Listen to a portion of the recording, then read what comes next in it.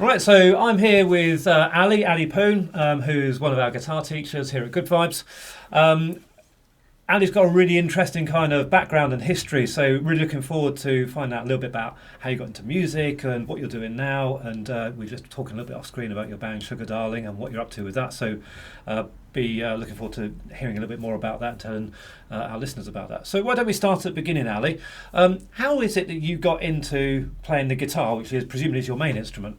Yeah, guitar's my main instrument, but it's not my first instrument. I originally started playing piano. Okay. Which, like most kids, eventually got to a point where I just wasn't practicing on. My mum was like, "That's not it." But I did get like kind of okay for a 7-year-old. Yeah. And I got into playing guitar at 14. Okay. And kind of by accident, I decided I would do GCSE music. Yeah. Because my music teacher at the time said, "Oh, you got quite good rhythm," which I took to mean you're amazing. This should be your career. So I did GCSE music. Yeah. And not realizing you had to actually play an instrument. And that was around the time I'd just gotten into rock music. At the time, It was the big bands were like Linkin Park, Papa Roach. It was like kind of the tail end of the nu metal era. And stuff like that. So I was into that. And so I decided I'll just learn how to play guitar because I was just gotten into rock music. You'd had no choice really apart from because you decided to take GCSE. Yeah. But I was learning how to play Mandarin. They call it erhu it's a Chinese classical instrument, which my dad also played when he was young. Okay, interesting. So I was like I tried to be in like the Chinese orchestra and stuff. I wasn't really very good enough to do it, but I was doing that. But I couldn't do that for GCSE. So that instrument, is that kind of like learnt by ear, is it? Or is it got Nah, they've got notes, yeah. It's been adapted to like Western notation. So you learn it, you read like the stave and stuff. Yeah. But it's kind of like a little gourd and it's got like a long neck. It's got 2 strings and it's like a bow and you bow it this way. Okay. And the hair of the bow is between the 2 strings. Yeah. You can turn that way and that way to play the different strings and stuff. Quite interesting instrument. So already by the time you're like 14, 16, you've already been into 3 different instruments. Yeah, kind of. I wouldn't say I was like particularly good at it, but I started doing guitar at 14. Yeah. And something about being a teenager makes you just like, because you got like kind of more passion for it, haven't you? When you're a teenager for music. Yeah. You kind of personal identity is more in the music. Yeah.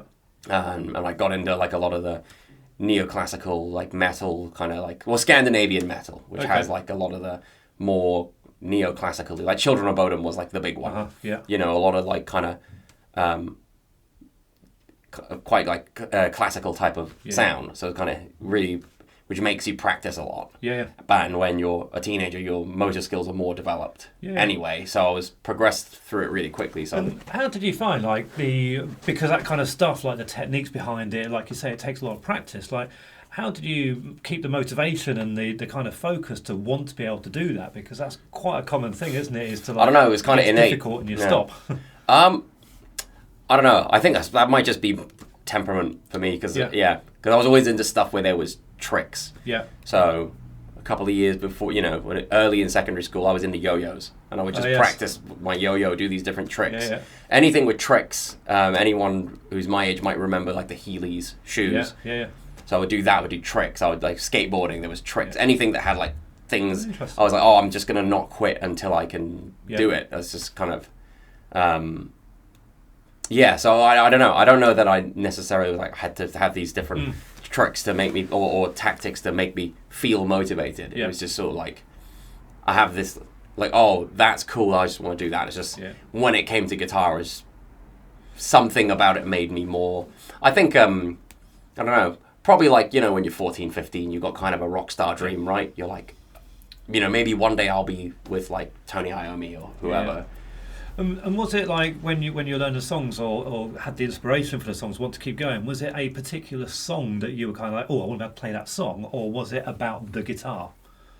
Oh yeah, in the beginning, it's all about like playing the cool riffs, right? Yeah. It's like I want to play that, that thing from that like Ozzy Osbourne or song that I've heard, or that AC/DC or whatever bands that So it's good to, or when I was a kid, it was Linkin Park. I want to, you learn like There's that one song, Linkin Park song, One Step Closer. It's got some like natural harmonics in it. Yeah.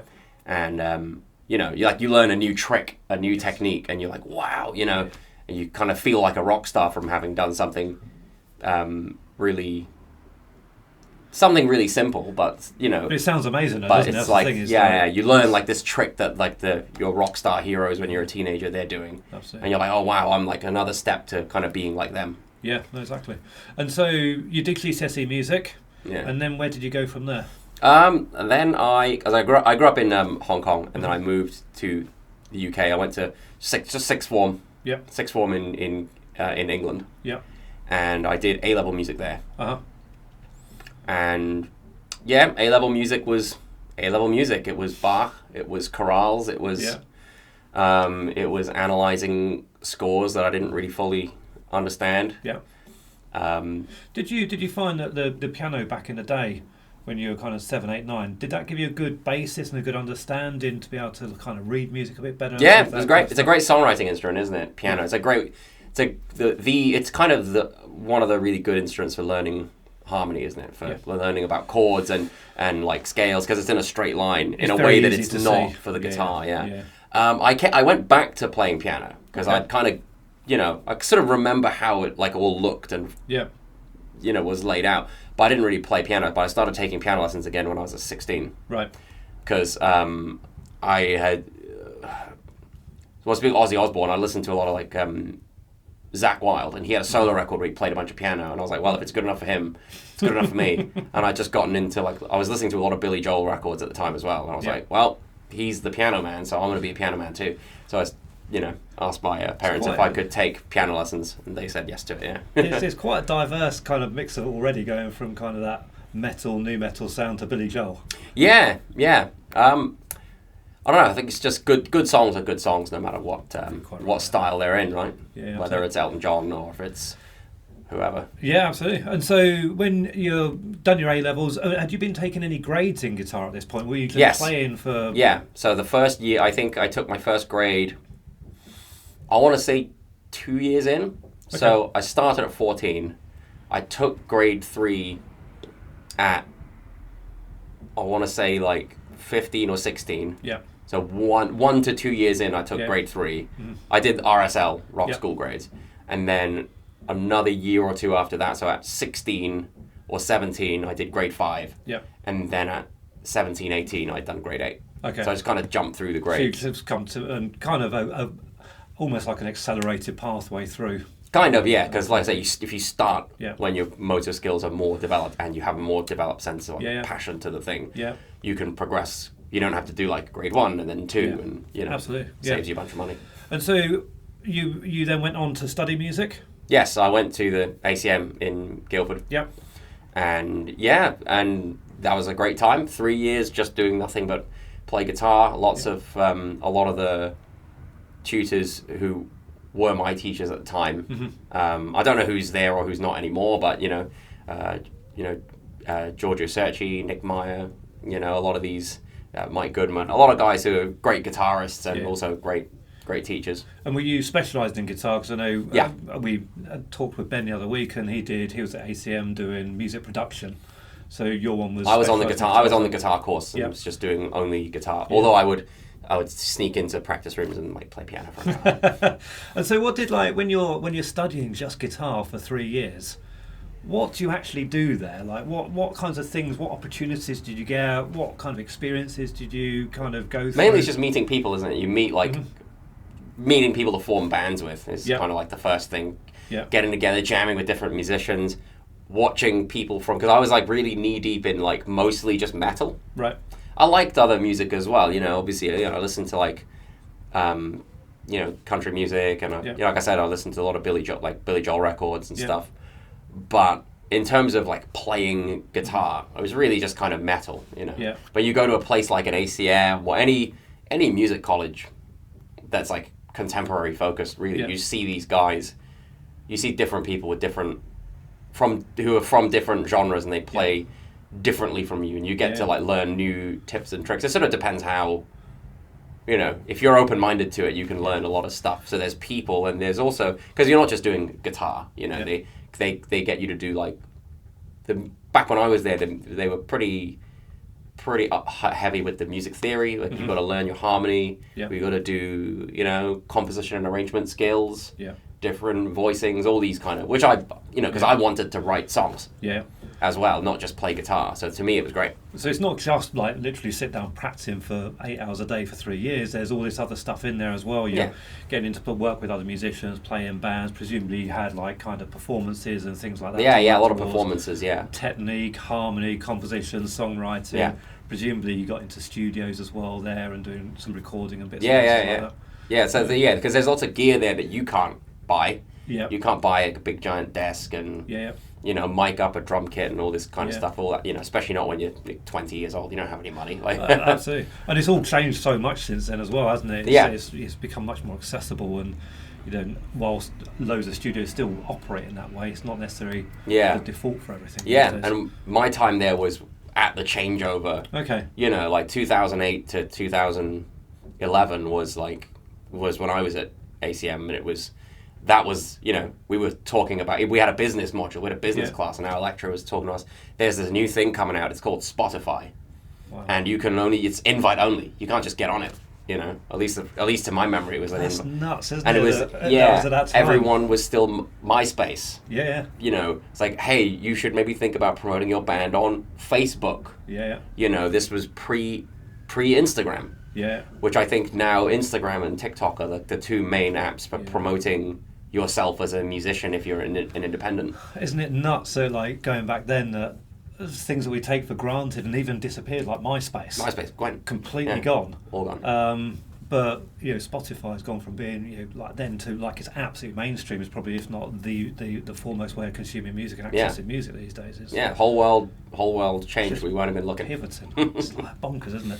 And so you came out of college and you've become like a superhero of the guitar because you've been sat practicing and learning all these techniques and skills. Yes. But then what did you do? Like what's been your journey since you kind of graduated? Well, I was teaching all the way through.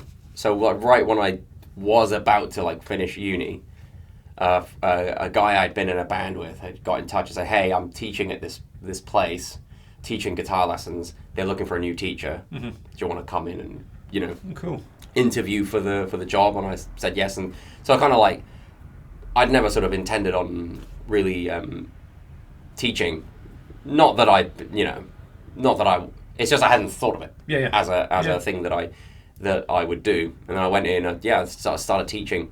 And in between like gigs, I did couple of cool gigs, but mostly teaching. The kind of one of the really fun gigs was I played for this singer. It was a Japanese singer called Naomi Suzuki, and we did a gig at the at Trafalgar Square for one of these Japanese like cultural exchange. What do they call it? Like a kind of Japanese culture day kind of thing. When there's one of these things that the mayor of London's office runs. It's like big festival size stage. Wow. It was great, and also I've been doing since before then doing a lot of like recordings. Because I do this YouTube channel with one of my buddies from my ACM days. Right.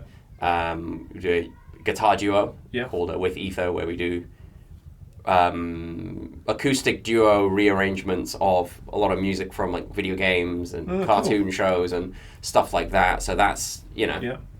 We'll drop the link for that down into notes of the recording and stuff. And you're also telling me as well you're now in a band called Sugar Darling. Yeah, Sugar Darling. And is that from a ACM outspin, or is that something completely different? different? Yeah. So that's all ACM guys. Okay. And they're all from after my time. Right. But you kind of hang around the same people. You just meet kind of. Oh, you ACM too, and all this kind of stuff. And and you're still based in Guildford as well, aren't you? Yeah, at the moment, yeah. And in the band, it's kind of like a progressive rock. Yeah. Very upbeat, very high energy. Yeah. Very out there. We're not really kind of too committed to subgenre. We'll do the punk song and have the ska song, and it's just kind of whatever we want it to be. Sounds fun. Yeah. That's very cool. And so. just thinking about going back to when you were learning either guitar or getting involved in music, we like to find out a little bit about the tracks that people kind of grew up with and really influenced them. I've probably got an idea of what one of them might be, but I'll leave that for you. So if there was a track that you would that you've picked up along your way that was something that really stuck out for you, going, oh, that really inspired me, or oh, this song was always on around home, or something like that, what would that track be? As far as home, there's not that much, because my parents, growing up, they never really listened to pop music. Okay. So I mean, when I was at home, my mum listened to like a lot of opera. Okay. So it's like, the Three Tenors was always on at Christmas, and my dad pretty much only listened to classical music as well. Yeah. I hear he liked the Bee Gees. You know, that's as far. I'm told that he liked the Bee Gees a bit. But and then I got into as far as like playing guitar, I was really into Ozzy Osbourne, and Crazy Train was like the big track when I learned how to play the solo. It's got the pick tapping.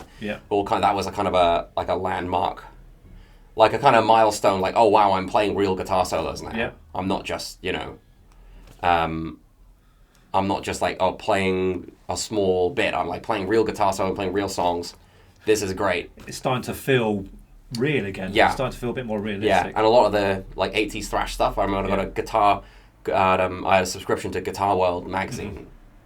And if people don't remember, you used to get magazines, right? They get real physical pages, and you know, they come with free tabs and stuff. And it was an anniversary for the Master of Puppets album from Metallica. Yeah.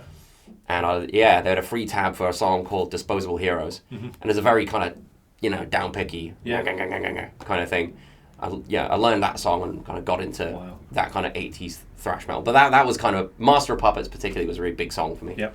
Okay, so we'll take that one as being the one that you grew up with, as it were. Yeah. And if you were to pass on a song to someone that really means something to you now, or has kind of influenced your kind of guitar playing, as it were, now, what would that song be, do you think?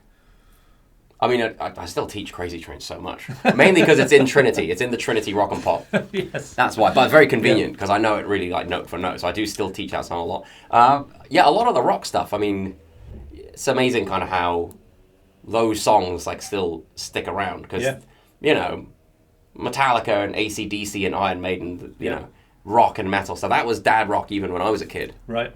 And so, you know, kids are coming in like, you know, got a kid who comes in here, he's like, I don't know, 11 or 12 years old, and he's like, I want to learn like Highway to Hell. Absolutely. And stuff like that. So, well, they're classic tracks, aren't they? They're standing the test of time. So should we take Crazy Train as one to pass on as well? Yeah, for sure. Whoa, interesting. Because the riff is easy enough for an intermediate, right? Absolutely. For a beginner, I don't know, nothing else matters maybe. They learn the fingerstyle. Yep. Brilliant. Ali, it's been really lovely talking with you. Awesome. Look out for, and we'll obviously share some details about your forthcoming gigs with Sugar Darling. We'll also share the link as well for with Ether. I've had a quick look at some of your YouTube videos. That's so cool, some of the game tunes that you're playing on there. Wicked. Really great to catch up with you, and enjoy your time.